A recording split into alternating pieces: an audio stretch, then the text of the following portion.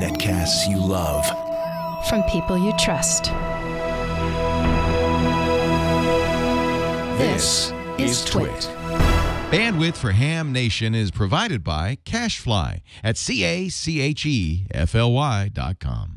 This episode of Ham Nation is brought to you by Icom. For more information, visit IcomAmerica.com/HamNation and by ZipRecruiter. Are you hiring? With ZipRecruiter.com, you can post to 100-plus job sites, including social networks, all with a single click.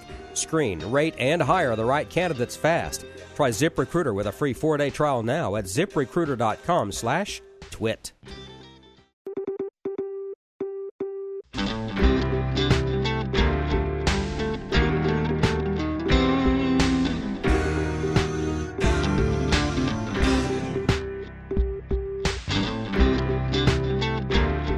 This is Ham Nation, episode number 207 for July 29th, 2015.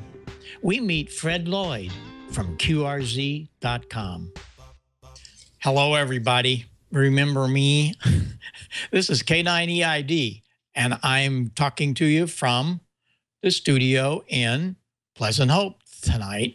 Been gone, it seemed like forever, and I missed everybody. We have a really neat show tonight. There's a lot of stuff. Fred Lloyd's going to be on later, the fellow that owns and sets up and runs QRZ, and every one of you, I know every one of us, at least go there, 10 times a day. He's going to talk to us.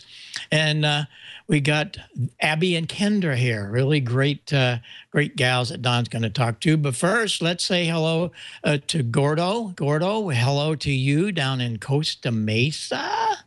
And there's Don down in good old Mississippi.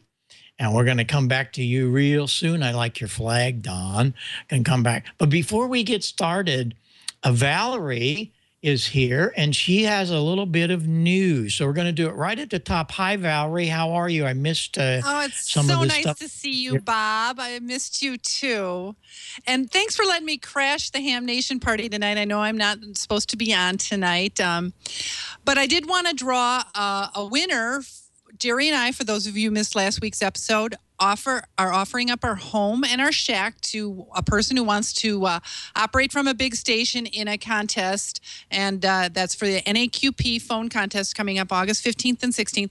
And I actually had a really good response. And I was amazed how many responded from 400 or more miles away, which is I thought was pretty cool. So I decided to give us a different backdrop. I am on the contesting couch here tonight. I'm about 5 feet away from where I normally sit, one of the operating chairs here at the shack. So this is actually a good place to sit and listen to Jerry run a pileup, and you can learn a lot. So whoever wins, we're all going to take turns in that operating chair for NAQP. So I'm going to draw a winner right now. I have all the names in here.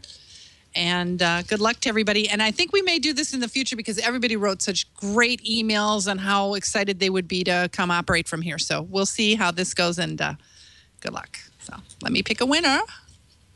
Drum roll, winner big is... drum roll. Let's see. The winner is Matt Walsh, Alpha Charlie 9, Italy Golf from Schaumburg, Illinois. So Matt, get ready. You're coming to Crescent City, Illinois, and you get to contest with us. I will be filming and photographing this and putting it on a future episode of Ham Nation. And that's all I got for this week. I will see you next week. I'm going to have a interview with one of the team leaders from a major de-expedition coming up this winter. And the 2 weeks after that, I was going to do a thing on how to make your QRZ page shine. So I'm not sure if your guest tonight is going to be covering that already, but that's all I've got. I'll see you guys next week, and I'll pass it over to you, Bob. Well, thanks a lot. I wanted to get that in. That's really cool of you and Jerry to do that. And I appreciate very much you being, and you can be here anytime. Just let us know, and we'll make it happen. But I have been getting so many emails, and before we get on with Gordo, he's got a whole bunch of interesting news, and Don always has good stuff. Before we get down there, I thought I'd show you a couple of things of where I've been, what I've been doing, and it'll answer a lot of questions for you because we've been kind of busy. And let's run a couple of these really quick, Brian. we've been doing lots of different things. I did an organ concert that took a little bit of time one night, but it takes time to get it all set up and so on here. But got that going. But we were with the Beach Boys. There's Mike Love and his Heil PR35. They use our microphones on the Beach Boys. Used to do them years ago, and they were just great. If you get a chance to see the Beach Boys, please go. It's amazing. They have not lost it, and I'm really proud of what they're doing.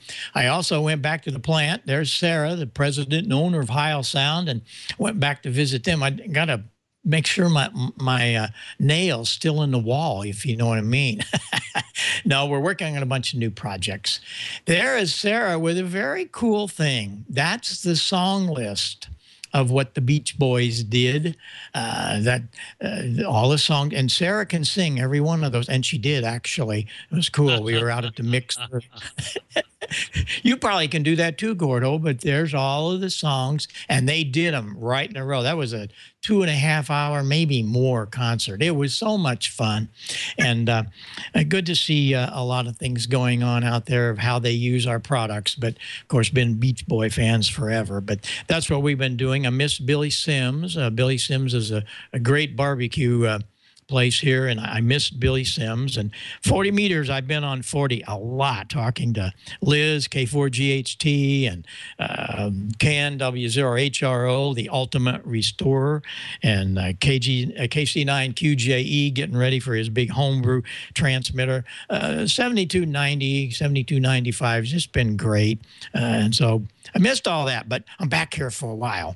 But I appreciate all the emails that everybody sent, and we'll catch up with you on the air after this at some of the nets I'll try to get on. And Gordo, how are you doing? It's really good to be back, and let's hear what's going on in news from you, and I think you got some short shots. We do. And emails, Mike, KD0NJV says, because of Ham Nation, I'm now back on the air. Good for you, Michael. Clint, K6LCS, our local satellite guy, says, hang on to those dual band handhelds. FM EO80 is going up soon. In orbit now, going from commercial over to ham, and AMSAT soon this fall will launch Fox. That will be Fox 1A out of Vandenberg. To learn more about satellites that you can work with a handy talkie, go to work-sat.com. Now, speaking of the wow factor, W0W, special event station of the Wichita Amateur Radio Club, on the air this Saturday for baseball around the clock at Dumont Stadium. And then this Sunday, Dale and I put on our Coast Guard hats and we play K1CG. I'll be on 2200 Zulu for a couple of hours, and that's a special event honoring the Coast Guard's 225th birthday. Got a special rig coming in from Bridgecom Systems. They're going big on 222 megahertz. They say we need to populate that band. As Wayne Green would say, use it or lose it. And we'll see all of you ones and twos in Boxborough in about 3 weeks. So Boxborough, here I come, ones and twos, and maybe some threes. We'll see you there. All right, Brian, let's roll the Special Olympics. Real event drill, red, code red. Real event drill means take any big event that maybe doesn't have ham radio on the schedule and build ham radio into it. And then, or any small event that's taking place that you're doing for ham radio, turn that event into a good drill. And that's what we did up in the mountains last week when I was gone.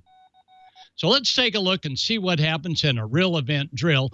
The Special Olympic World Games came to Los Angeles. They've not been here for about 45 years. We had 6,500 athletes from 165 countries, 25 events over 9 days taking place right now, 30,000 volunteers, 2,000 coaches, and hundreds had to stay overnight on a hardwood floor before the big games started with warm-ups at individual venues around Southern California. Well, we made their hard floor sleep much better the next day when they came to one of the 70 venues. This is Lake Arrowhead. And I was delighted to be working and invited with the San Bernardino operational area. Lake Arrowhead Division Chief Tracy Lineker of the Mountain Division said, come on up and lend a hand. Boy, I'd love to go swimming, although the water looks a little bit cold. So all the Special Olympics from Switzerland came to Lake Arrowhead. They arrived just about on time, but we were ready for them, as the mountain communities of Lake Arrowhead gave these 100-plus athletes a very warm welcome with some nice trees and so on. This was just a fraction of our San Bernardino County operational area ECS team, but it was just enough of us to show that we were there to give them that warm welcome. And we had a whole bunch more, probably 50 or 60 of the San Bernardino ECS welcoming our Special Olympics. Well, that first venue, they had us set up on the perimeter.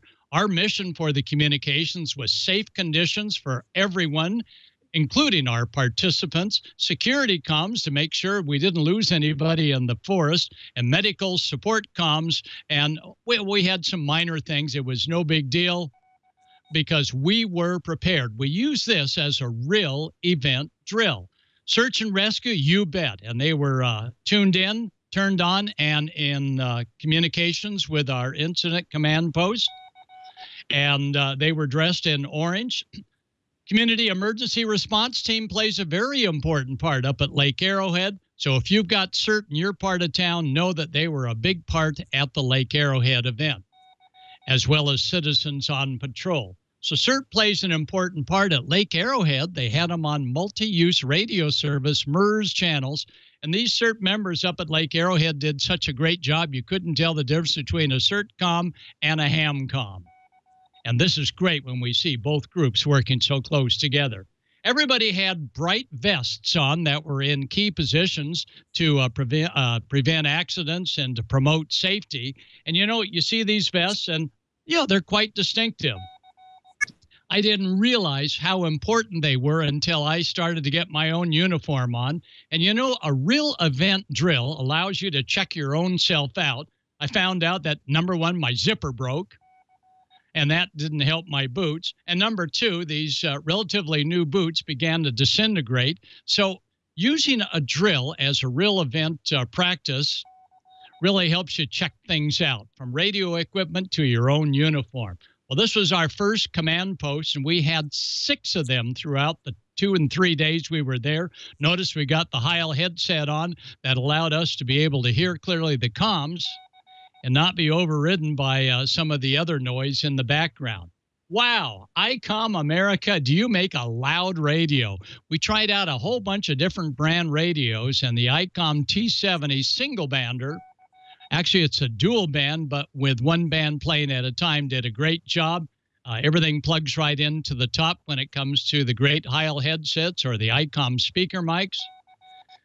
Remember, a dual band transceiver doesn't necessarily mean you're getting both bands at the same time. On this Alinco, yes, it is full duplex dual band. You need to know that ahead of time so you know what you're working with. And a lot of the ECS volunteers were using the Kenwood radio with true dual band capabilities for those team leaders that needed to monitor 2 frequencies at once, sometimes 2 on VHF or 2 on UHF. These full duplex dual band units will do well. Important point. If you're in nice and close, sure, wear that radio on your belt. But if you're more than maybe a quarter mile away, it's best to have the radios out in your hand. And that's the way the San Bernardino ECS team members operated. Not on their belt, but holding the radio in the hand to get that antenna up high. Whoa, here's something we discovered. We found that on the very popular FT60. That's one of my favorite radios. Yeah, you plug in the speaker mic, or you plug in the Heil headset, goes in there nice and neat. And if you're not careful and lash down the connection on the Yaesu radio, you'll find that if it backs out a micro, it will cause the radio to go on transmit. And, of course, you've got the Heil headset or the speaker mic or an earphone in your ear. You don't realize it until the radio times out. So something important for this particular radio that we learned during the real event drill, and that is make sure you've got a way of jamming that 4-pin mic single plug all the way into the receiver. And that's the way we held it on ours, although they do have a little antenna clip that will make that happen. So very important, make sure you check out your radio gear before we go onto the scene as a real event drill. AA batteries and a battery holder, what a great way to know you've always got fresh batteries. Oh, yeah, you can go in there with a rechargeable battery pack, but you know, the batteries you put in yourself, you know are fresh. That way you don't have to worry about battery charging in the field. Hey, not all antenna receptacles are the same. Here's one where it's a male on the radio, and it is a female gender on the antenna on some of the Chinese radios. Yet on the more common radios, it's the male end on the antenna and the female end on the radio. And it's important to know the difference because if you try and screw on the wrong antenna, it just won't work. And as we found out, we always encourage to have the longer of the antennas, maybe not the one that came with the unit, but get a nice long whip for improved coverage, especially up in the mountains where we were. And always mark your antenna with a little red tip there so you know that it's yours for red and Tracy's is blue and Marilyn's is green, and you get the idea. That way you won't grab the wrong radio. Now, when we are checking things out, I use that inexpensive frequency counter that we're now seeing at a lot of the different ham conventions. It's about $40, but not only does it read out the frequency, but it also reads out CTCSS or digital tone squelch. Nice little thing to have if you have somebody that has a name on their radio and they don't know where they're actually transmitting. And, of course, when you set up your setup, make sure you're well-dressed, make sure it's safe. And if you're putting up a big, tall antenna down here on the city, make sure you're clear of overhead power lines. Well, where we were up at Lake Arrowhead, there were no overhead power lines, just overhead towering, wonderful pine trees. And again, our mission was provide safety communications, provide security communications on what we see, and medical support communications in case something should happen that we observe back to the incident command post. So at a distance, we kept track of our new guests, and we kept track of all the forest around us, and I'm not a forest guy.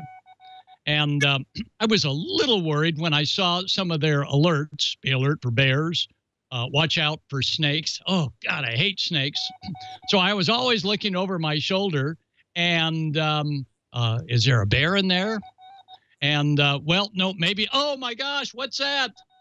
Well, luckily it was just some of our participants dressed in red admiring some of the vehicles that the Special Olympic volunteers brought in to show off. They were fascinated with the USA cars.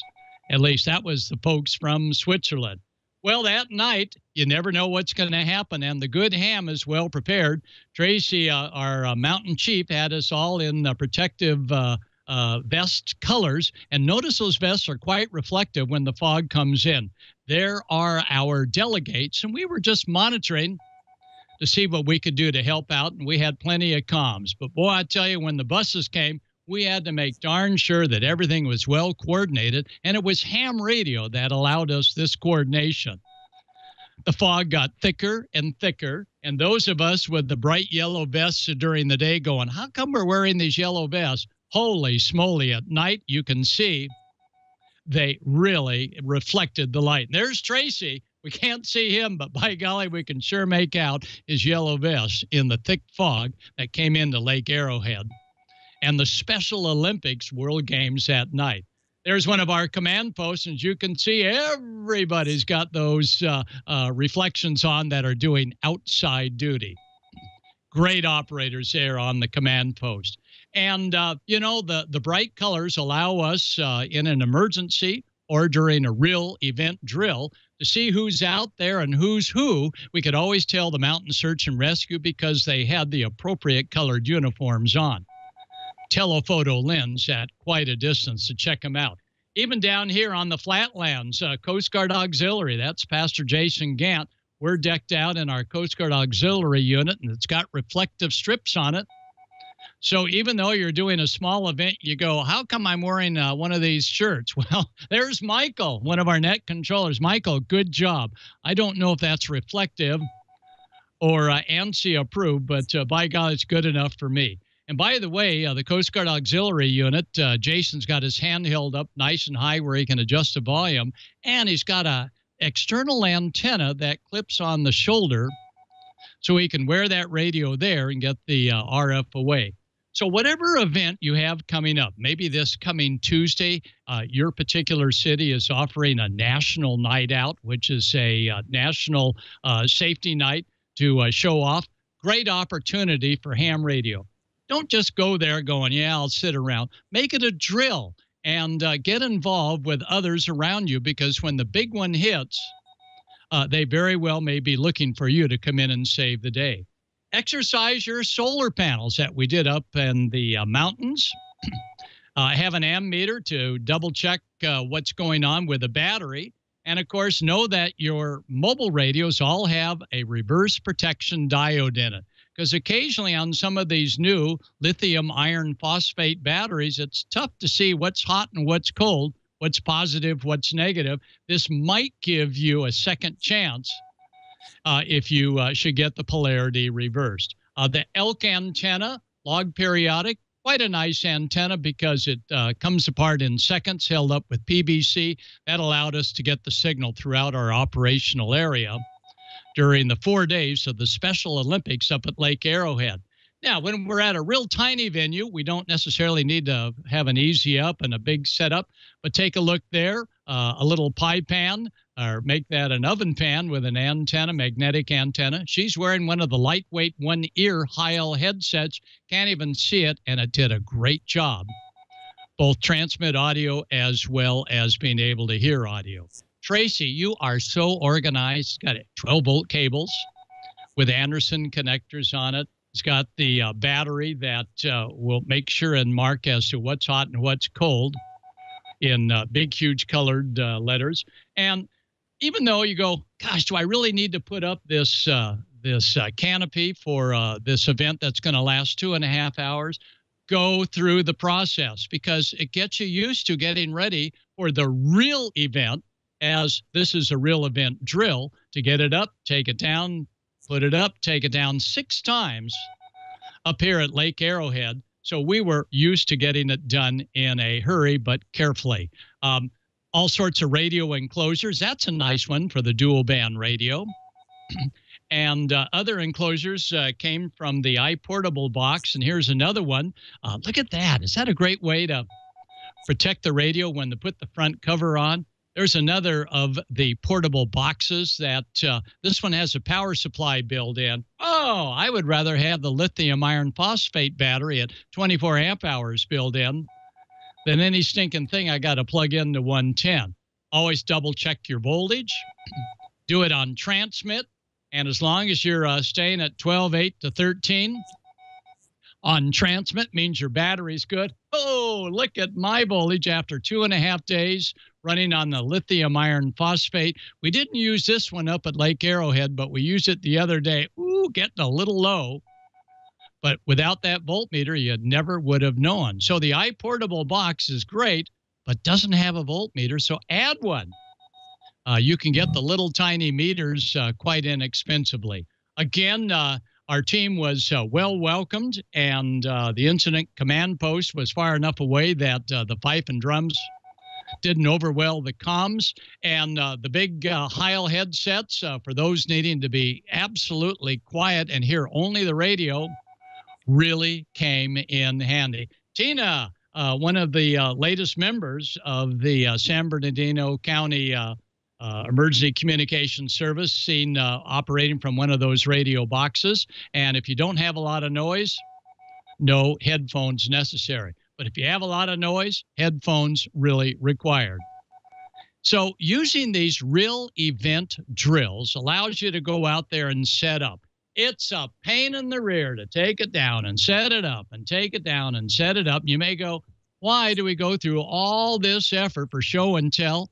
I'll tell you why, because every time you do, as I do, I find stuff that I could have done better, because sooner, the big one's going to happen. And if all of you out there take part in a real event drill, you're going to be ready for the big one. So finally, we'd like to thank everyone for letting me come on aboard. And you can come on back to this shot, Brian. And we want to thank all of you that took part with the Special Olympics here in Southern California. A lot of hams got involved in 70 different venues. We were making things happen. Just a drill, but it's a real event drill that we can better prepare for something really big that's going to probably happen soon. Back to you, Bob, and I'll see you next week. Okay, great. Super duper, Mr. Gordo. Always enjoy all of your travels and the neat things you do. It's great. It takes a lot of work. Everybody should pay attention to some of the things that happen out there, because Gordo is the ultimate teacher, and that's why, because he goes out and does it, and that really, really works. We got to go down to Mississippi now and see what's going on. I saw some smoke down there a little bit ago, and I think it might have something to do with this guy.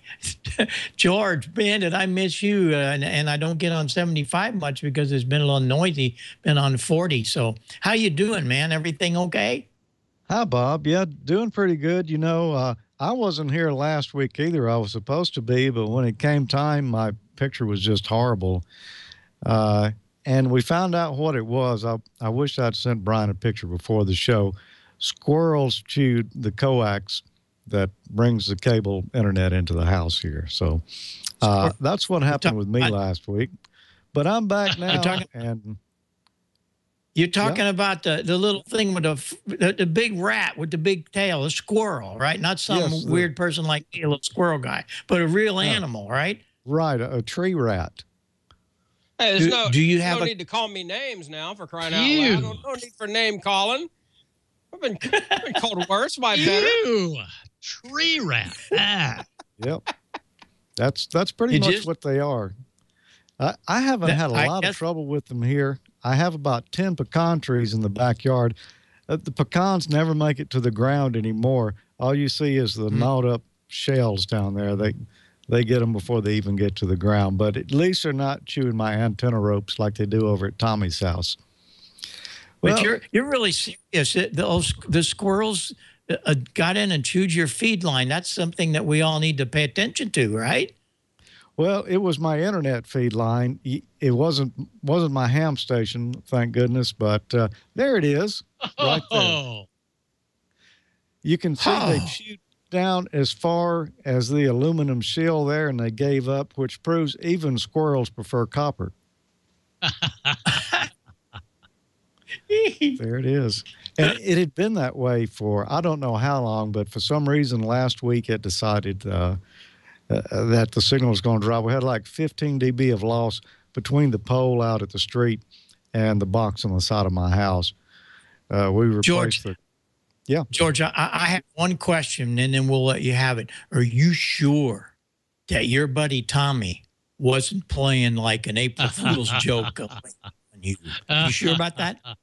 I think he was partly responsible. I believe he brought a truckload of squirrels over here to my house, and so I'm blaming it on him. Okay. Anyway, we survived that. We're back. Let's see what's going on, man. It's sure good to be back.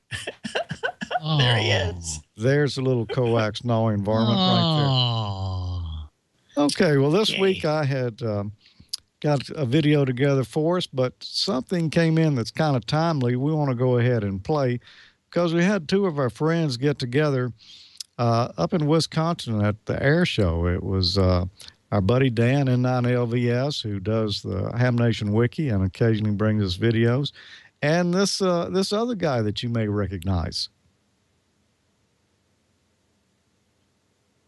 Welcome to AirVenture 2015, which was held July 20th to the 26th. AirVenture is getting so large, that there's now 2 special event stations on site. To give you a perspective of how large this event is, it's approximately 3 miles by 2 miles wide. So let's join Randy, K7AGE, as he visits the W9ZL special event station.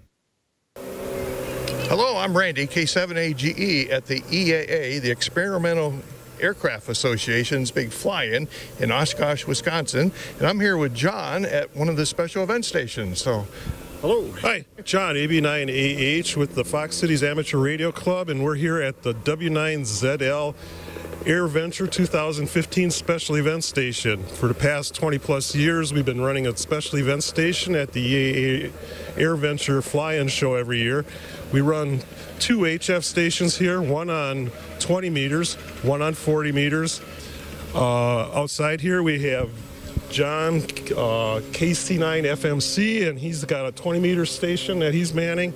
He's running a Yaesu FT1000. And that is being run up through a vertical. Inside, we're running an Icom 756 Pro up into a dipole on 20 meters. Cool. We average probably, if the bands permit, 300 to 400 contacts, and usually about 100 certificates go out every year. Very good. Why don't you fill me in a little bit on the tower that's holding up one end of the dipoles here? Beacon tower, which had a light beacon on it and a AM beacon transmitter antenna on it. Buildings we're operating out of is called Lone Rock Service Station. These 2 buildings were originally located in the southwest portion of Wisconsin in the town of Lone Rock, and this was at a local airport down there. This was a generator shack next to here. This was the actual service station. Wow, that's pretty neat. So, how many operators do you have staffing the station? There's 11 scheduled per day. The station is one of the longest operating per man-hour basis. We operate for 5 straight days here, and I have a total of, I think, 23 people on staff for me this year. So I imagine you have a lot of QSL cards and certificates to send out after the AirVenture. Oh, yes. We'll average about 600 contacts, like I said, during this event, and I've got a 20 to 30% return ratio on cards per contact. So I'll be busy for probably 16, 20 hours replying and getting out the certificate for the year. Well, thank you very much. Of course, this is going to be airing after the AirVenture closes, so I hope everybody has already worked you here. Okay, and I hope that it serves as a reminder for everybody that worked me to get those QSL cards out to the club, and you'll be getting a certificate from me a little later in the year. John, thank you from Ham Nation and all of our viewers. Thank you very much. And I visited Whiskey 9 Whiskey in the Warbirds area. This is Dan, N9LVS. I'm here at the Warbirds area of AirVenture 2015, and I'm here with Ed, K9ECF. He's running the Warbirds special event station at AirVenture. We were at a Warbirds of America board meeting some months ago and discovered that, unbeknownst to each of us, that all of us were ham members and did not know that at the time. So we decided to try an initiative this year of setting up a special events radio station in the Warbirds of America area. The call sign for the special event station is Whiskey 9 Whiskey, or Whiskey 9 Warbirds. Trying an experiment. All hams who happen to be in the area are welcome to come by the radio station, make a few contacts. We hope to do this every year. We try to operate it from 9 to 5 p.m. in shifts as much as we can. With generous help from Icom, we have a state-of-the-art Icom 7851 radio, which radio set up the 746 and the 7851. And we are, to whatever bands are open, we'll try to make a few contacts.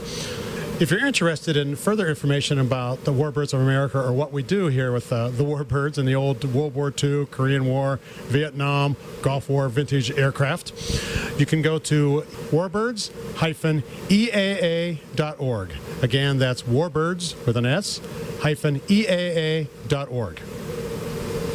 And that's the 2 special event stations at AirVenture 2015, W9ZL and Whiskey 9 Whiskey. With Randy, K7AGE, I'm Dan, N9LVS, bidding you 73s from AirVenture 2015.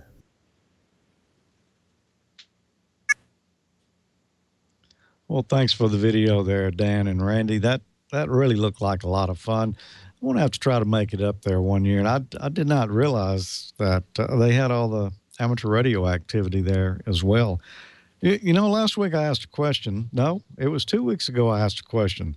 Last week I tried to give away this MFJ dual 24-hour clock. However, I couldn't be on the show because of a squirrel coax problem. But the question I had asked 2 weeks previous was, why would a normal ohm meter not work as well as a megger for checking insulation resistance? We had a winner on that. It's Rick Peterson, M0SEH. Rick said a regular ohm meter cannot send enough voltage down a piece of coax to find where the insulation is broken down like a megger can. And that's correct, Rick. We're going to send you this MFJ 24-hour clock. Hope you enjoy that. Set one side to your local time in 24-hour format, the other side to UTC, and you'll be good to go. For next week, I've got another question that, it's got something to do with where Dan and Randy were. What is the call sign that the Warbird Special Event Station used during the air show? If you think you know that, send your answer to me at hamnationcontest@gmail.com, and you might win this DX Engineering canvas tote bag. Yes, this may look like something that your wife would take to the supermarket or to the beach, but let me tell you, this is one heavy-duty bag here. You've seen those I think they call them pig nose bags. I'm not sure that tower climbers carry their tools in. This is just that heavy. I used it at field day. I had all my coax and extension cords in here. So if you'd like to win that, hamnationcontest@gmail.com, and tell me what call sign did the Warbird Special Event Station use at the air show this year. Well, right now, let's get Don in here and find out what's been going on in the news. You know, George, I know just the person that can help you out with your squirrel problem, and that would be KD2GUT. That's Karen Eve Murray. She's the new writer and editor for Newsline. She hand feeds those little guys almost every morning. I've got they come right up to her and they're like her little pets. So perhaps you need a squirrel charmer, and I can put you in touch with just the one you need. A little squirrel. No, not that kind of. I hope she's not watching, for crying out loud. No. That is not a Cinderella story. No, that is. Oh no, that is not. That's not even a squirrel. Great movie, but no, you people. God, there's so much wrong with that. All right, let's go ahead and get into the news of the week, shall we? From Amateur Radio Newsline. From Amateur Radio Newsline Report number 1969, these are the Ham Nation headlines for Wednesday, July 29th, 2015.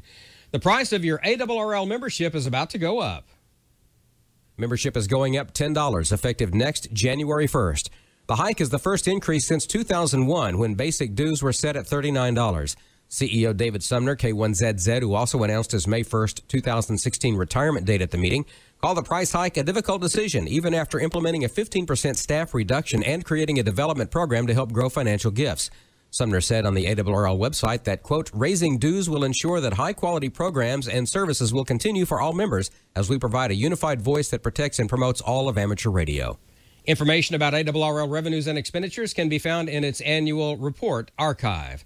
AMSAT has announced an opportunity to become a hosted amateur radio payload aboard a geosynchronous satellite set to launch in 2017. The invitation to rideshare means the satellite would be along for the trip aboard a satellite being designed and operated by Millennium Space Systems of El Segundo, California. AMSAT expects to have input in the development of the ground station and payload RF development. And once the satellite is launched, AMSAT's expected to be the hosted amateur radio payload operator. In order to make the launch, however, the developers have a demanding schedule. The payload needs to be tested and integrated by the spring of 2016. AMSAT President Barry Bynes, WD4ASW, described the project as a project that provides technical challenges while creating a new amateur radio capability in space. He expected the rideshare to provide benefits beyond the amateur community, extending into emergency communications and STEM educational outreach. It's fox hunting season. They range in age from the teens to the 70s, and they're coming from all over to compete in the most physical of all ham radio sports. on-foot hidden transmitter hunters, also called foxtailers, and radio orienteers. Their sport is amateur radio direction finding, or ARDF. Your mission is to try to find up to 5 hidden radio transmitters without assistance while on the run or trotting or just walking. You'll carry a map and a compass so you don't get lost. Mix in with the USA's best radio orienteers at the 15th National ARDF Championships at the Peaceful Valley Scout Ranch in eastern Colorado during the last week and weekend of August. There are 9 separate categories with medals for the best 3 in each, so you'll only be competing against people of your own age range and gender. Registration for the championships is now open. You can read all the details and get the registration form on the web at homingin.com. That's homingin, as one word, homingin.com. For Amateur Radio Newsline, this is Joe Mell, K0 Oscar Victor. And now some names in the news. First up, our newly appointed Young Ham of the Year, W0ANT, Anna Veal, is the recipient of yet another award. 2015 is shaping up to be a great year for 14-year-old Anna Veal, W0ANT, of Littleton, Colorado. The newly selected winner of Amateur Radio Newsline's Young Ham of the Year Award was selected this past weekend as a recipient of the 2014 Hiram Percy Maxim Memorial Award for Youth, recognizing her leadership, service, involvement, and commitment to the amateur radio community. It's the latest honor for Anna, who holds a general class license. In 2011, she was chosen for Young Ham of the Year by the Rocky Mountain Division of the ARRL. Naturally, we're very proud of her here at Amateur Radio Newsline. She is among other award winners named by the board of directors following their weekend meeting in Connecticut. David L. Hirschberger, W9GR, was named to receive the 2014 Doug DeMa W1FB Technical Excellence Award for his work in reducing audio distortion in SSB transmission, as described in his article Controlled Envelope Single Sideband in the November-December 2014 issue of QEX. The board recognized the principals and developers of broadband HamNet for their contributions to microwave mesh networking with the 2014 ARRL Microwave Development Award. Randy Thompson, K5ZD, was named the winner of the 2014 Philip J. McGann Silver Antenna Award for outstanding volunteer public relations success over many years, and especially for achieving national media coverage of the 2014 World Radio Sport Team Championship. From Canyon City, Colorado, I'm Amanda Alden, K1DDN, for Amateur Radio Newsline. Congrats to all, and we'll look for you August 15th in Huntsville, Alabama for the presentation of the Young Ham of the Year Award. And that's all from the Amateur Radio Newsline, your independent source for amateur radio news for over 37 years and counting at www.arnewsline.org. For Joe Mell, K0OV, Amanda Alden, K1DDN, and Karen Eve Murray, KD2GUT at the news desk in New York, I'm Don Wilbanks, AE5DW 73, and we'll see you next time here on Ham Nation. All right, we do not have a solar report from Dr. Skove tonight because, well, her father is quite ill right now, as a matter of fact, and he could use your prayers. So if you are so inclined to send up a prayer, a happy thought, a little positive energy into the universe, that would be very apropos at this point. She's got her hands full with family matters, and so we don't have a solar report tonight. And in fact, even better, if you'd like to join her on Twitter, her Twitter handle is @ Tamitha Skove, or you can do so via her Facebook page. You can even email me if you'd like.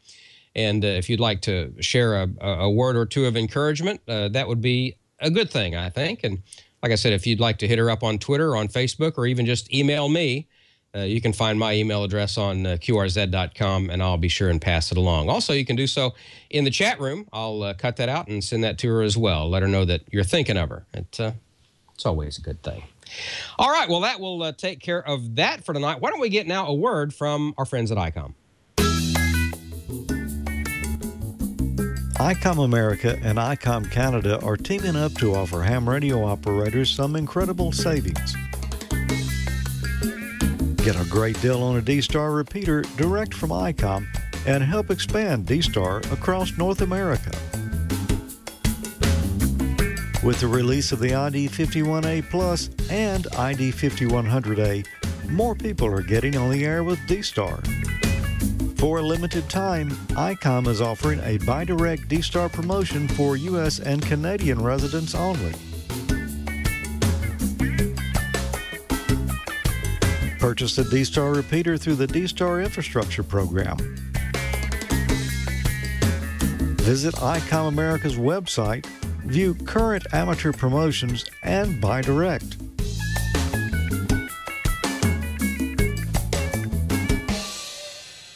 This promotion is good for a limited time only. Review complete instructions online and call or email in your order today.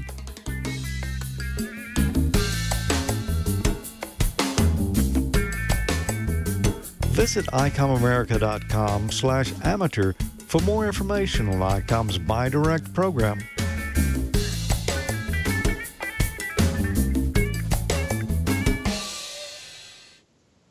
And you can tune in and enter to win after each episode of Ham Nation. Go to icomamerica.com/hamnation.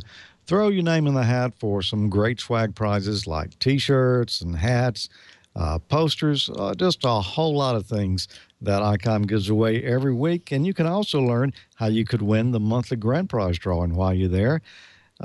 For July, the grand prize is going to be the ID31A compact 5-watt UHF handy-talkie with submersible construction, analog and D-Star operation, built-in GPS, micro SD card slot, and a lot more. So sign up, good luck, and don't forget to follow Icom America Inc. on Facebook and Twitter. Bob, I understand you've got a special guest tonight. We do, and I'm really happy about this. It comes at a good time. Also, he's been here before, but how many times a day do each one of us use QRZ? Probably 10, 12, 50. We bring to you Fred Lloyd. Fred, how are you? Bob, it's good to see you. Good to hear from you. How are things back east? Everything is okay here in the Ozarks. We enjoyed your visit with you and your wife last year. We look forward to that again. But I wanted to have you on, not only just to let people know how important QRZ is, but you've been doing some upgrades, and I thought maybe we'll turn the microphone and camera over to you and tell us a little bit about what's going on. Oh, okay. Well, we've been running the same software for our discussion forums now for going on about 5 years, maybe longer than that. And most software starts to get old after a while, and ours was no different. So we went out and bought a brand new software package that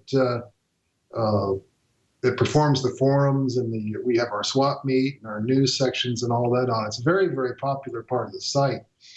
It's not like buying a program and sticking it in and watching it play, however, because everything has to work together. And so once we buy a new piece of software, we have to work a lot of hours to make it compatible with everything that's going on in QRZ. And we started that process about a week and a half ago. And for about a week, our forums were actually down while we were doing the conversion. And we had a lot of issues having to do with so many people on the site that we had to really shut it down in order to get any work done. But that's gone really well. I see you've got the new site right there. Yes, on the screen. And it's a lot smoother than the old one. Visually, it's a lot better. It's got a lot of new great features. For instance, it sends email notifications. Now, when you're watching a particular subject, it'll tell you when something is new on the site. So we've been really excited about that. And we're also working with a new software engineer that we have, Victor Alpha 7 STV. That's Steve from Kelowna in Canada. Kelowna is up near in BC, in British Columbia. And he's doing a lot of work with us. He's our logbook engineer. And I would also tell you that the logbook is also doing quite well. We haven't made any changes to it in the past month, but it does have 130 million QSOs logged in there now, and some 150,000 logbooks are on the site. And by the way, I would also add that of those 130 million QSOs, 26 million of them are confirmed. So things are really, really going well. What else can I tell you about it? That's pretty amazing. Well, somebody in chat room wanted to know if you had any sleep the last week. Oh, let me tell you, a really tough part about that is that in addition to having to work on on the site for 12 hours a day. We got a new puppy at home. And between the two of those, yeah, sleep has just been non-existent lately. Hey, Don, I think you're still with us. Don, how many times do you use QRZ a day? Yeah, well, you know what? I'm at work without a radio, and I'll get on QRZ just to check and see what's going on with the forums and stuff, and also to look and see. You mentioned the logbook, Fred. I got to tell you that's one of my favorite functions is the logbook. Anytime I'm on HF here at home or on D-Star as well, it's so easy to just punch up QRZ.com, of course, and then look up someone's call sign, and you're looking at their QRZ page, and as you're talking to them, you just reach over and log a contact with this person, click on it, and bang, everything's right there. You put the put the band in and whatever notes you want, and log this contact, and it's there, it's done. And I don't upload it to Logbook of the World yet, but I tell you what, it's great when I want to go back later and fill out QSL cards to send out if I want to send out hard cards. It's all right there, and I love it. So, man, that's probably my favorite part of the site besides the call sign lookup. It's just awesome. So thanks for that. Well, thank you, Don. I'm glad to hear that. We're really proud of the logbook. We've put a lot of time into it, and it's one of those things that's never done either, like the rest of the software on the site. We're constantly working on it. We're fortunate to have a couple of great software engineers, but that's a little bit too self-serving since I'm one of the two. But we do everything we can to keep the site interesting, fresh, and current. And we listen to our users when they have suggestions. We listen and we implement the good ones.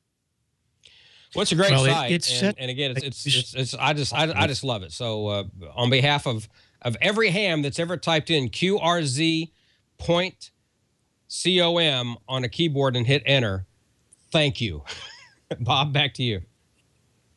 Yeah, it's just one of those things that I don't know that the ham radio could exist anymore without it. I really mean that, because you just go into any band and have a contact today, and almost every one of them will come back and say, they'll know your name, they'll know where you live, and a little bit about you, and that's wonderful. It opens the book. So personally, I use a lot of the forums and learn things from different people. But I have to tell you, I watched the swap shop, Fred, because every once in a while you'll find a bargain. So thanks for doing that. Oh, Swap Shop is also my favorite forum. We've got a lot of moderators that help on the site, but that's the one forum that I look at every single day, and I have for the past 20 years. I don't know what it is. It's not like I'm buying anything, but I'm just so interested in seeing all the gear that's out there. And occasionally I see something that I would like to buy, but I'm with you. I really love looking at the equipment. That's great. Well, I thank you for taking time to be with us today. We probably took it out of your sleep time, but thanks so much for being here and keeping this incredible site going, because it's the heart of amateur radio today.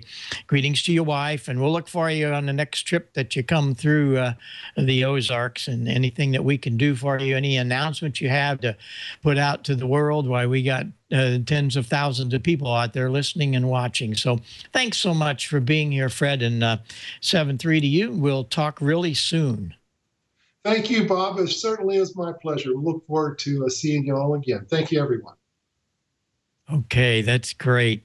That's great. Well, it's a wonderful site. Now, I just can't imagine that no one knows or uses QRZ today. I don't know how you would do without it. I know I can't. I use it so much, and back at our plant in Illinois, they use it so much there too. So very, very good. Don, you got a couple of words, I think, from ZipRecruiter. Is that right? Yeah, brand new sponsor to Ham Nation. And Fred, you probably could have used ZipRecruiter if you were looking for new software engineers. I'll tell you what, last year when I had to hire a new assistant after I took over as production director at work, I could have used ZipRecruiter. We didn't use it at iHeartMedia where I work, but man, I wish we would have. If you're a business owner, you know that, well, summertime is a great time to hire the best people, right? Well, with competitors on vacation, there's less competition for quality candidates, posting jobs in one place. Just, it's not enough anymore to find quality candidates. And short staffing leaves very little time to post to dozens of job sites. And who has time to do that? You need a staff to do that. And of course, you know, if you don't have a staff, you need someplace to find a staff. And that's where ZipRecruiter.com comes in. You can post to 100+ job sites with one single click and be instantly matched to candidates from over 4 million resumes. I believe they use it. I think I heard Leo say they use it at Twit. It's ZipRecruiter is a great resource. You post it once, and within 24 hours, you watch your candidates roll into ZipRecruiter's easy-to-use interface. ZipRecruiter has been used by over 400,000 businesses. You can try it right now for free. Getting the right people for your company is so important. You got to find the right people. Otherwise, you know, your business just kind of dries up on the vine. And Lynn, who is a happy ZipRecruiter client, said, and this is a quote, direct quote, "We've had excellent results with ZipRecruiter, and we're using it to hire more employees. Customer service is excellent, helpful, professional, and they are able to expedite service requests efficiently. It is our go-to site for hiring. You need to make it your go-to site for hiring as well. And even if you are not the hirer or the firer at your work, you need to get in touch with the person who is the hirer. Stay away from the firer, and tell them they need to try ZipRecruiter. They can do it for free. Go to ZipRecruiter.com/twit, ZipRecruiter.com/twit.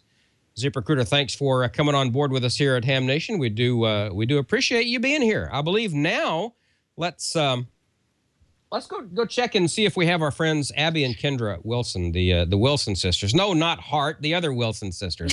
Hello, girls. It's lovely to have you with us tonight. How are you? Hi. We're great. Good. Now, the reason that I wanted to have you on, people have heard about a horrible thing that happened in your hometown of Lafayette, Louisiana, and that was a tragic shooting in a movie theater. Tell us where you were that night. Oh, yeah, that's definitely probably one of the worst things that's ever happened in this city. We were both at the Grand 14, not the 16 where it happened, and we were just about 10 minutes away at a different theater. So you could have for the just in the mental coin toss of let's go see this movie. No, let's go see this movie, and you go see this movie instead, and that keeps you from perhaps being. It's scary to think about. You know, several years ago, my wife and I went to Washington, D.C., and we happened to be in town when the guard was sadly and tragically killed at the Holocaust Memorial. And it makes you think. It makes you think just how fragile life is and how things can turn in an instant. And I want to get off that subject, but I wanted to bring you on just because of that. And, well, another reason is because we haven't talked to you in a long time. But anyway, we're glad that you girls are safe, and that we mourn, of course, for the loss of life and the tragedy that happened there in Lafayette. Lafayette is a great town. I think it was chosen as like the happiest city in the country or something, and it still is. It's a great town, a great ham fest there in Rain, and of course you guys live there, and Sam, our friend Sam, lives there as well. So anyway, let's move on to more happy things and tell us what's going on with you girls in ham radio. How is the youth net going? Our net is going great. We couldn't ask for better people that check in, and we just love all of them that check in. And as you know, we just got back from the Dayton Ham Fest, and that was something. It was amazing. Yeah, we have a picture actually from QST magazine. I saw that today. Brian, pull it up. Do you have that handy? We'll show everyone if you go and look in the Dayton recap. There they are. They're in the purple. Look at that. They're in Heil purple, for crying out loud. That's great with astronaut Mike Fink. How was it meeting astronaut Fink? I bet that was just cool as that could be, huh? That was actually a really fantastic experience, and just looking back on that picture, we didn't even mean to coordinate. It was just what we happened to have with us at the time. But it was a really fantastic experience getting to talk to him, because he would really answer anyone's questions. Like, you know, you could come up with the most off-the-wall thing to ask him about his career in outer space, and he was nice as could be too. So that was truly wonderful. That's awesome. Well, speaking of astronauts, are you going to be going to the Huntsville, Alabama Ham Fest coming up on the 15th of August? That is still up in the air.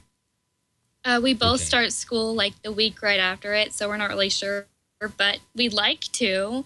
Yeah. For sure. So yeah, if you can, that's worth it. My son will not be going this year because he starts like a few days before, like the week before, so he's going to miss out on that. But anyway, well, good. I love to check into the YouthNet there on Echolink with you. Yeah, Bob, go ahead. I want to say hello to the wonderful sisters. Thanks for being here. But you really should try to be in Huntsville because Don and I are going to be there alone. That means we will not have adult supervision.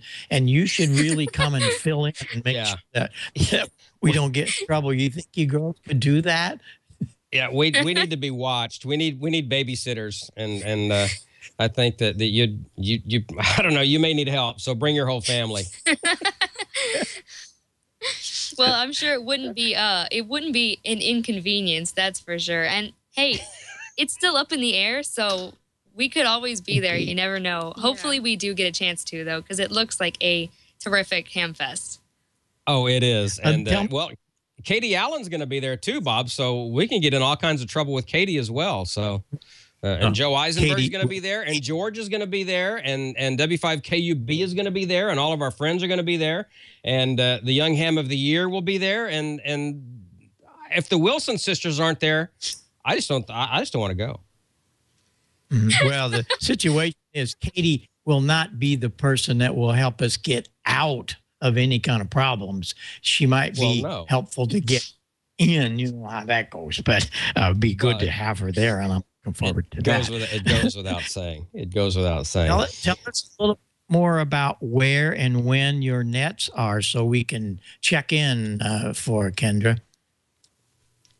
We're on the W5DDL repeater, the 759629 Echolink node, every Thursday night at 7 p.m.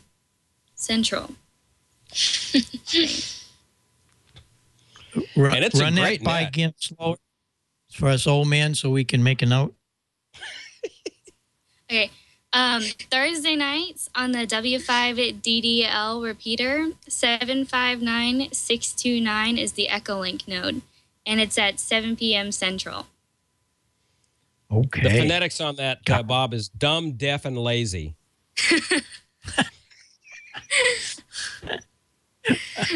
Well, that's great.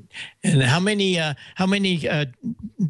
young teenagers get to check in on your net? How are you doing with that, Abby? We've actually had a couple of regulars that have checked in for the past 5 or 6 months, I'd say. They're really cool. There's actually there's another YouthNet that's hosted in Michigan by Mr. Ed Engelman, and it's the YachtNet.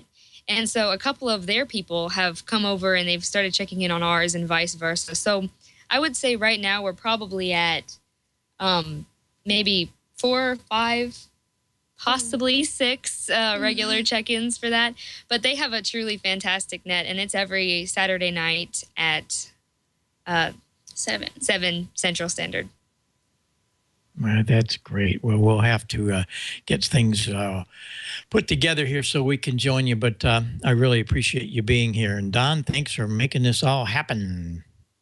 Well, you know, it's when I heard the bad news, I immediately thought I wanted to make sure that they were okay, and thank God they were, and Sam as well. So everyone's okay in our little circle in Lafayette, Louisiana, and again, a great city. And you know, it just goes. You know, bad things happen in the best of places. You can't get away from it, no matter where you go. Just stuff happens, but.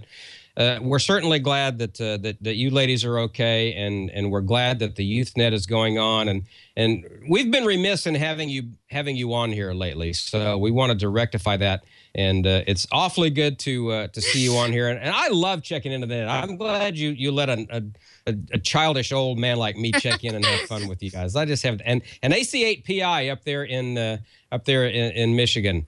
How you doing, man? My buddy up there. It's always good to talk to him. So. Anyway, ladies, thank you so much for being with us tonight. We do appreciate you, and thanks for everything that you do for the youth of ham radio. It's awesome. Thank you so much. Yes, Thank you for letting us be on the show and always checking in on our nets and keeping it alive for us. So, well, I do what I can, and it's a great thing. So tell your dad and your mom hello for us, and tell Sam hello too. And hopefully we'll see Sam in Huntsville, and hopefully we'll see you there too. So again, thanks so much for being with us tonight. And I think now it's time to see what's going on in the chat room, I do believe, with another of the lovely ladies of amateur radio, and that would be our very own Amanda. And nice to have you on Amateur Radio Newsline this week too, Amanda. You did a great job, so thank you. Well, thank you as well. And I was nervous. And I don't know how many takes it takes for you to get a story down, but I think I did it 32 times. Now, if I'm doing something wrong, we'll talk about it later. It's about 3 less than me. Really? Okay. Yeah. Wow, I had to think about that for a second. All right. Hey, you guys, I have I only have one announcement, and then we'll get to some pretty technical questions. So you guys put on your technical thinking hats. Hopefully George will be able to join us as well. The first announcement I have is the Hamfesters Club Hamfest is this Sunday at, and I'm going to pronounce this wrong, Peatone, Illinois, Will County Fairgrounds. And our own Val is scheduled as a guest speaker, so you guys make sure you get there. Gates open at 8 a.m. With that, well, this one actually isn't too technical. Bob, you're going to have this answer right away. By the way, Bob, so nice to have you back on the show tonight. I put on my technical hat and my technical glasses, and I'm ready. Yes. That's great. KB2MOB Rich would like to know he just bought an FT817 and a new Pro 7, and he loves it, Bob, by the way. And he says, what's a good antenna to use for QRP? Vertical, dipole, et cetera, et cetera. What's the first thing that comes to your mind of what you would use? I'm the wrong guy to ask because the answer is always going to be a dipole. It's the simplest, and I still maintain it's the best antenna. However, sometimes you don't have enough room or trees or whatever. But if you've got the room, especially if you're QRP out in mountaintops or whatever, buddy poles and all that work really great. But if it's for a fixed station, no, nothing will touch a good dipole resonant on the frequency that you're working on. Okay. And we'd love to go, well, of course, we're surrounded in the mountains here in Colorado, go figure. And we love to take QRP rigs and go into the mountains and throw up a quick dipole into the trees. We love it because it's funny because it's like the Griswolds and Jeff gets covered in sap and touches my hair. And anyhow, fun times. I'm not kidding you, though. It is so quiet to do that. I recommend it. If you guys can ever do that, do it. Thank you, Bob, so much for that. Let's move on. Don, do you have on your technical hat? I have on my special underwear. Wow. Okay. I got no hat. Wait, I do. Hang on. Look, wait. And I've got nothing. There. Now I got on my hat. He never ceases to stop shocking me. Okay. I'm like a battery.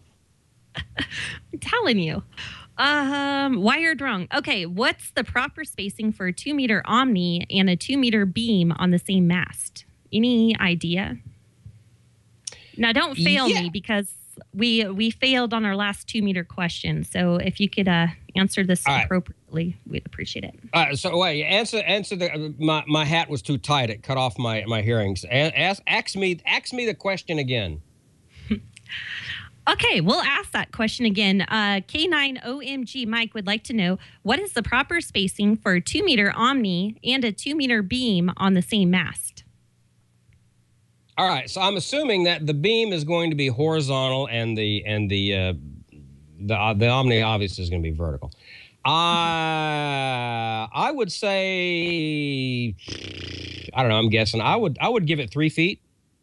I don't know, but I'm sitting there thinking off the top of my head. I would give it 3 feet. Okay, and Did we get George back on, by the way? Yep. And I have on my thinking cap and my thinking glasses. Well, what's your answer? Do you agree, George, or would you like to come up with a different answer? You know, that's a good question, and one which I would probably do research on if I was going to be mounting those antennas myself. But I think since one is vertically polarized and the other is horizontal, you can get them a little closer. Otherwise, I would probably want them a little more than a wavelength apart, and not exactly a wavelength. I would make it some oddball distance, but that's the best I can do on short notice. I really don't know the correct answer for that. And that's something that actually I want to do. I want to put. I'd like to actually been thinking about doing a squalo, a square loop antenna, and then above that the repeater antenna, or my vertical for 2 meter and 440. So that's actually something that's a good question. I'm going to do some research into that and see what I can find out. If you go to my QRZ.com page, you will see a picture of my tower, and I have at the top of it a horizontal 11 element 2 meter, and underneath it about 24 inches 2 feet I have a vertical 11 element. I've been doing that, gosh, for decades and decades, back in the 50s, where I take a horizontal and vertical and put them together, and it's going to be down at the bottom of that page. Brian, keep going. I find no interaction, and I have all kinds of guys will say to me, "Oh man, you shouldn't do that." Well, there it is. I don't know if you can see it. Zoom in on that little guy, yep. But I have no problem. I've done it with 6 meter and 2 meter antennas, but there you'll see a horizontal at the top, and hardly 2 feet down from that is a vertical antenna. No problem. And you're right, George. I try to keep it a wavelength if I can, but that works good. And look how close they are to the 6 meter antenna, because it won't know it's there. It's just a piece of non-resonant wire. But the really big key is what you said, George.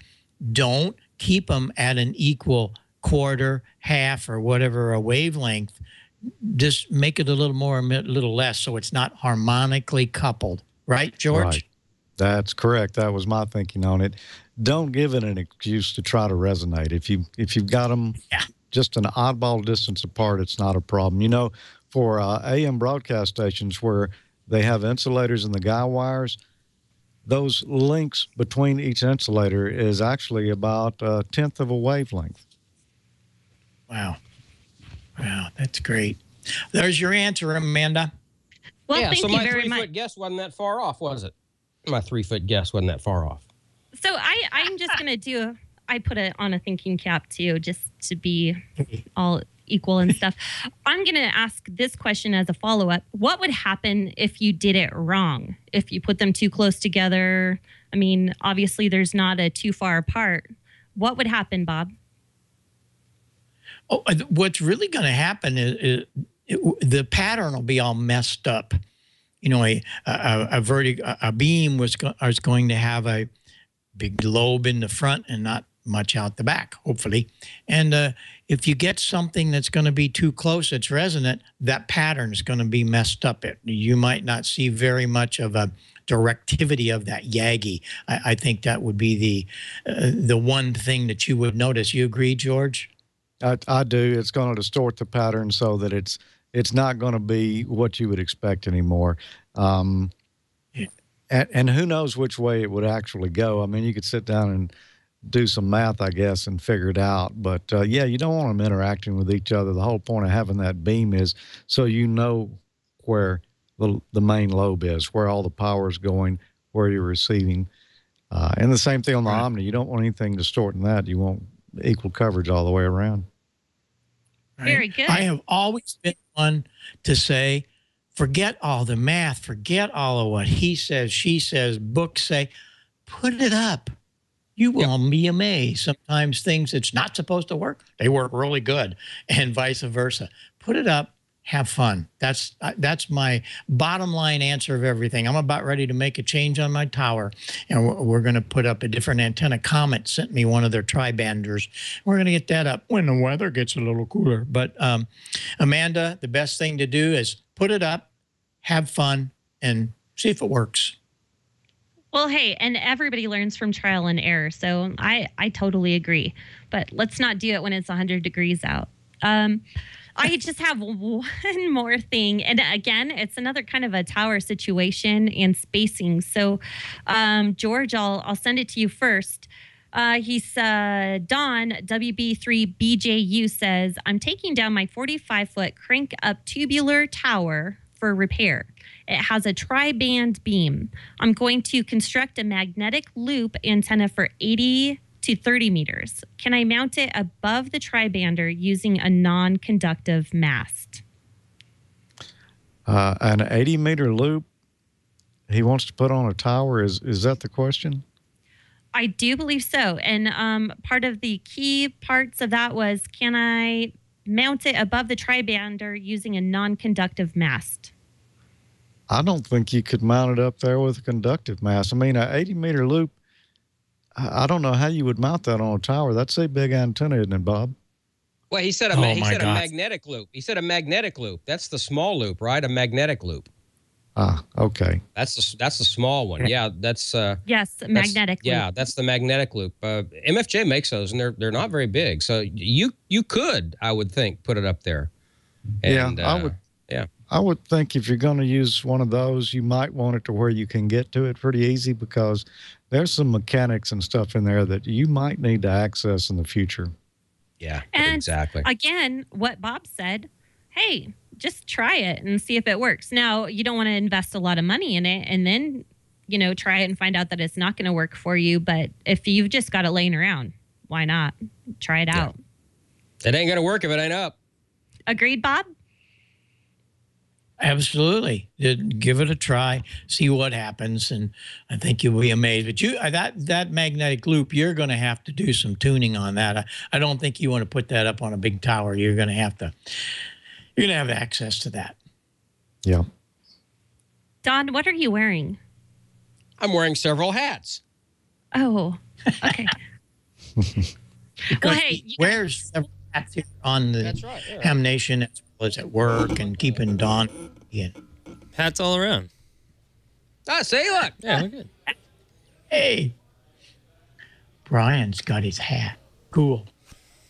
I found one in Leo's office. I just ran in there. Not the Shriner's hat, though, obviously. That's all I had. Stuff. That's all I had tonight, you guys. And thank you so much. I thought those were some great questions. So great show. Nice to have you back, Bob. Over to you. Well, it was good to be back, and I missed everybody. I missed my Billy Sims, which I had my Billy Sim fix the other day. So we'll see you next week here, and keep all the cards and letters coming. Catch all the nets afterwards, and just go find them. It's ham radio. Everybody's, what frequency? Go find them. You'll find them, because there's going to be pile-ups where these nets are. I can tell you 3847, Cheryl will be there. Anybody have a 40-meter frequency? I didn't see a 40-meter frequency listed. It's probably around 72, 78, plus or minus 10. And I know that 20 meters on 14.268. Yeah. 6.8.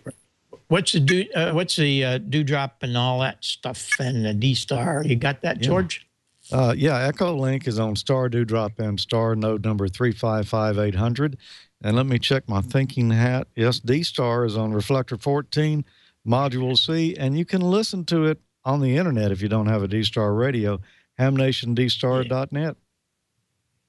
Yeah, perfect. Hey, guys and girls, I have to say this. My good friend Mike from Toronto area just put a great quote that I say in a lot of my workshops about antennas. Take it out of the box first. Yes. Yes. You're right. Okay, Mike. You learned well, and you kept it all. It just works much better when you take it out of the box. Just put the dump up. Oh. And of course, my bottom line of everything to all people, don't try to get on 52 different bands. Get on 1 or 2 bands. I say 40 meters first. If you're going to hit HF, get on 40 meters, little 33 foot, and put it up 10, 15 foot high, and you'll be amazed. But the problem is people want to work all these different bands in one end. You can't do it. So make and focus on one frequency, and away you go. We'll get into some of that later. Thanks to everybody, and really good to be back. Brian, you were exquisite tonight, as usual. Thanks, Bob. So we'll see what happens later on. So 7-3, everybody. From the Ozarks, this is K9EID and the whole Ham Nation crew. We had fun. Bye-bye for now. Bye.